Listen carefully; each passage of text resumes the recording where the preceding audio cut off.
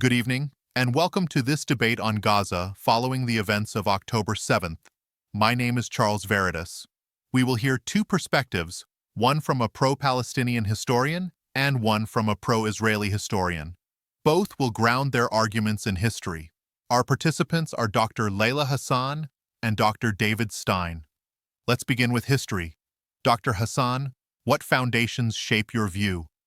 The crisis in Gaza is rooted in decades of displacement and denial of rights. In 1948, during the Nakba, over 700,000 Palestinians were expelled or fled. Many ended up in Gaza, which became overcrowded, impoverished, and dependent on aid. After 1967, Gaza was placed under direct occupation, with settlements expanding inside its borders. Even after the 2005 withdrawal, Israel retained control of crossings, airspace, and the coastline. Gaza is not free, it is besieged. Generations have grown up under blockade, which has destroyed the economy and created despair. Without jobs, with limited electricity, and restricted movement, life has become a cycle of frustration. That history is essential to understanding why Gaza remains a flashpoint. Jews have an ancient and unbroken connection to this land, stretching back thousands of years.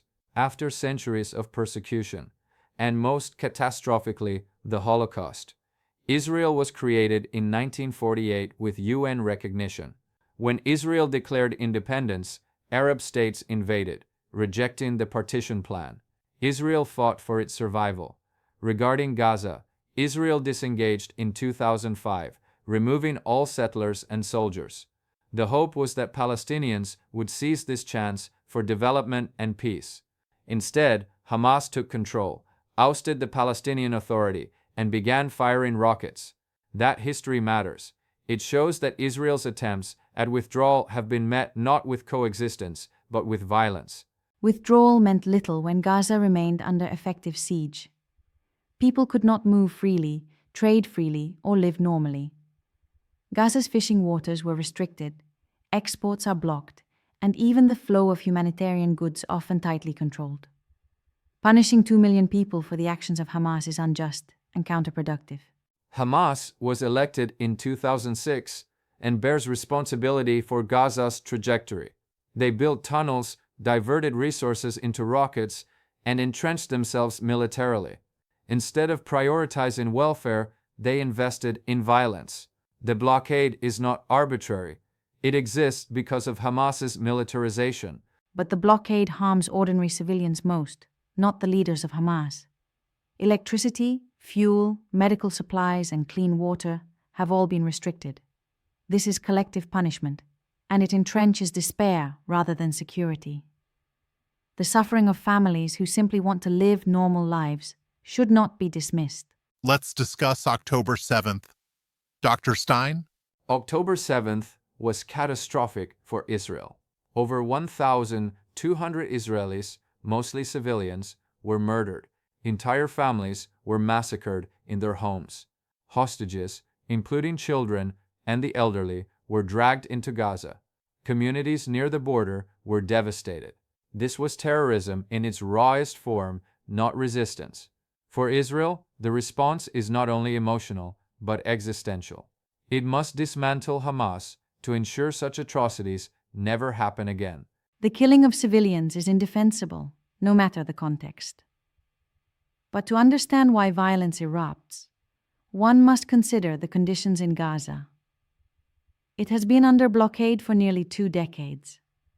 Poverty, unemployment, and hopelessness fuel extremism. When there is no future, militancy finds recruits. Since October 7th, Israel's military response has killed tens of thousands, many of them civilians.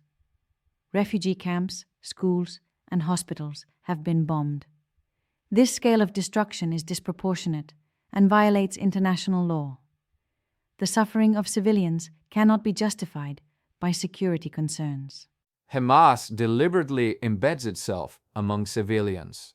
Weapons are hidden in schools, tunnels run beneath hospitals, and rockets are fired from dense neighborhoods. Israel warned civilians before strikes through leaflets, phone calls, and text messages. Civilian casualties are tragic, but the responsibility lies with Hamas's strategy of hiding behind human shields. That reasoning dismisses the humanity of Palestinians. Warnings mean little when borders are sealed and there is no safe refuge. Gaza is one of the most densely populated areas in the world. To bomb it so heavily cannot be justified, regardless of warnings. Civilians trapped with no escape are not human shields. They are victims. What alternative does Israel have? Should it allow rockets and massacres without response? Any government would act to defend its people. If Hamas disarmed and stopped attacking, the war would end tomorrow. Security without justice is an illusion. If Palestinians continue to live without rights, under blockade and occupation, violence will inevitably reappear. Bombs cannot create peace. History shows that crushing resistance without addressing root causes only plants the seeds for the next round of conflict. Both of you invoke international law. How do you apply it? International law forbids targeting civilians, collective punishment, and sieges that deprive populations of essentials. Israel's blockade and bombardment break these rules. Hamas commits war crimes too, but Israel cannot excuse its own violations by pointing to theirs. The stronger party with overwhelming military power has greater responsibility to uphold the law. Selective application of law undermines its legitimacy. International law also recognizes the right of states to defend themselves. Hamas's very strategy is built on war crimes, targeting civilians, using human shields, and taking hostages. Israel, unlike Hamas, does not intentionally target civilians. It invests effort in minimizing casualties. The tragedy is that Hamas exploits its own people's suffering for political gain, hoping global outrage will shield them. Yet to equate Gaza with Hamas is to erase 2 million people who are not combatants. Collective punishment is unacceptable. Peace requires dismantling the blockade and ending occupation, not prolonging it. Gaza must be treated as more than a battlefield.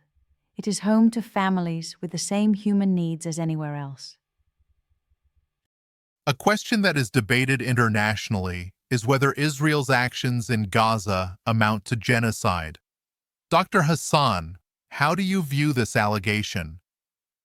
The term genocide is defined in international law as acts intended to destroy, in whole or in part, a national, ethnic, racial, or religious group. When tens of thousands are killed, when infrastructure essential to civilian survival is targeted, and when leaders speak of erasing Gaza, the accusation cannot be dismissed.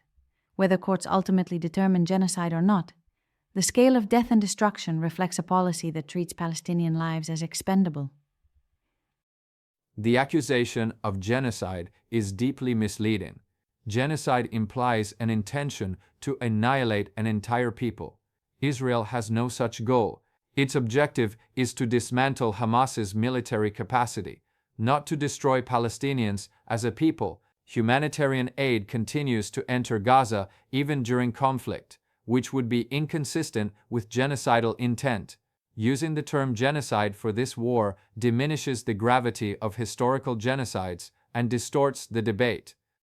But intent can be inferred from actions and rhetoric. Cutting off water, fuel, and food to millions, combined with large-scale bombardment, goes beyond military necessity. International courts are examining these issues because they are not baseless. And those courts must distinguish between aggressive war and defensive war. Israel is defending itself against a group that has openly declared its aim to destroy Israel. That is not genocide, it is self-defense. Let's look at the future. Dr. Hassan, what path do you see forward? Peace requires ending the blockade, halting settlement expansion, and allowing Palestinians the right to self-determination, whether in 2 states or 1 democratic state. The essential ingredient is equality. Palestinians must live with the freedom and dignity. Security and justice are inseparable. Without justice, no peace will last. A lasting peace cannot be built on domination. It must be built on partnership. The path forward requires recognition and compromise. Palestinians must recognize Israel's right to exist and reject violence as a strategy. Only then can trust begin. A demilitarized Palestinian state could coexist with Israel. Israel, too, must make compromises, particularly on settlements, but any solution must preserve Israeli security. Mutual recognition is the key. When both sides see the other as legitimate, not temporary, peace becomes possible. And Israelis must recognize that Palestinians are not simply a security problem, but a people with legitimate aspirations. Without freedom and dignity, any peace will remain hollow. Recognition must go both ways, or it will collapse under inequality. Finally, let's end on a vision for peace. Dr. Hassan? I imagine Palestinian children in Gaza living without blockade, able to travel, study, and dream. I imagine them meeting Israeli children not as adversaries, but as equals, both free to shape their futures. Justice and freedom are the foundation of real peace. I imagine a Middle East where cultural exchange replaces fear, and neighbors respect one another as human beings. I imagine Israelis living without fear of rockets or massacres, secure in their homes, and Palestinians living with dignity and opportunity. I imagine a region where both peoples share public life, trade, and culture. Security for Israelis and justice for Palestinians must come together. That is the only durable future. I imagine leaders on both sides willing to take risks for peace, backed by a global community committed to fairness. Before we close, I want to take a moment to reflect on what we have heard. Dr. Hassan has presented the Palestinian perspective as one rooted in historical dispossession, the ongoing blockade, and the daily hardships faced by civilians in Gaza.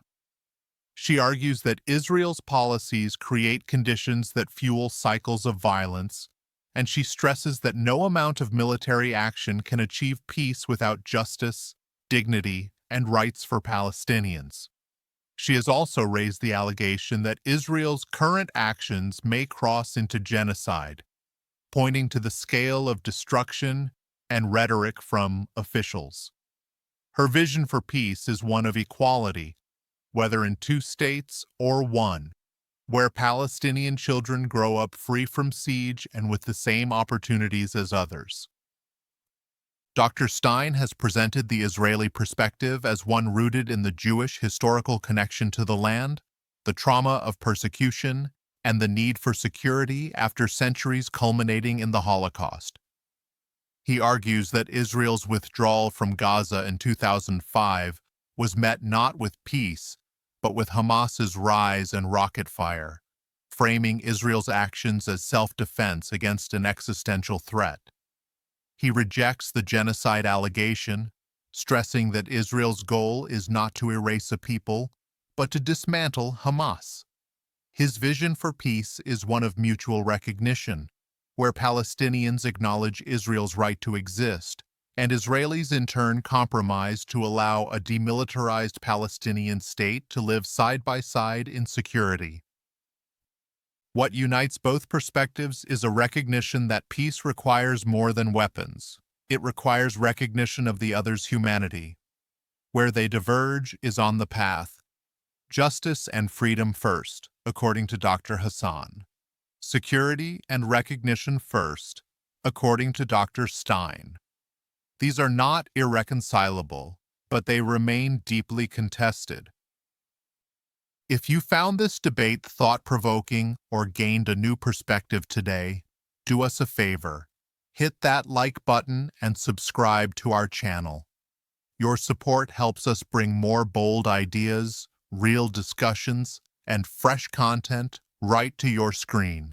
Don't forget to tap the bell icon so you never miss an episode. Together, let's build a community that values depth, dialogue, and difference. Thanks for watching, and we'll see you in the next one.